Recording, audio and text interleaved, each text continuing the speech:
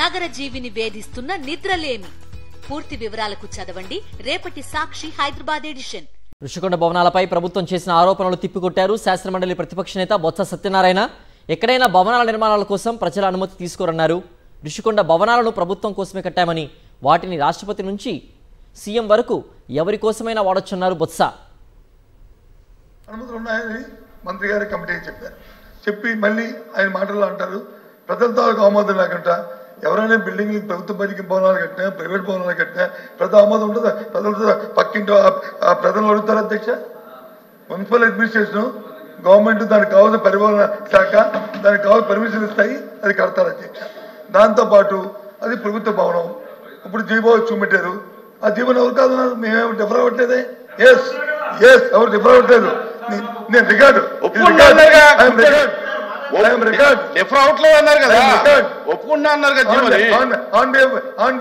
Party I'm record. నేనేమే కాదనలేదే, నేను చెప్తానమే. Yes భవనాన్ని ప్రభుత్వ భవనాలుగా కట్టాము, దాన్ని ముఖ్యమంత్రి నివాసం కోసం వాడతాము, ప్రధానమంత్రి విడుదల కోసం వాడతాము, లేదా రాష్ట్రపతి విడుదల కోసం వాడతాము. ముందు అది ప్రభుత్వ భవనాలుగా దాన్ని కట్టాం. హైదరాబాద్ కట్టాము అధ్యక్ష. హైదరాబాద్ పబ్లిక్ బిల్డింగ్లు తీసి హైదరాబాద్ లో వచ్చి ప్రగతి భవనం కట్టాం. ఆ రోజు ఎవరు కట్టారు అధ్యక్ష? దాని తర్వాత వచ్చిన ముఖ్యమంత్రి లేరు అధ్యక్ష. అందులోను ఏది అదేమో ప్రైవేట్ భవనం, ఎవరో ప్రైవేట్ ఆస్తా, అది డిప్యూటీ సీఎం గారు చూశారు, అలాగే సీఎం గారు చూశారు.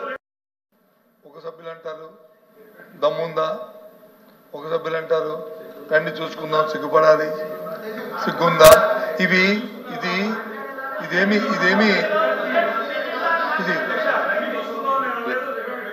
చూసుకోండి.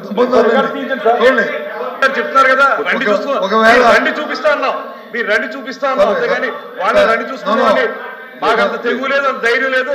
ఇదేం తాలింకైనా వస్తాదులం కాదు, మేము రండి చూసుకున్నట్టు సార్. నేను అన్ని మాట కానీ ఆయన దమ్మని మాట కానీ మాట్లాడకపోతే దమ్మని మాట మాట్లాడారు. నేను రికార్డు చూసుకొని దమ్మని మాట మాట్లాడారు.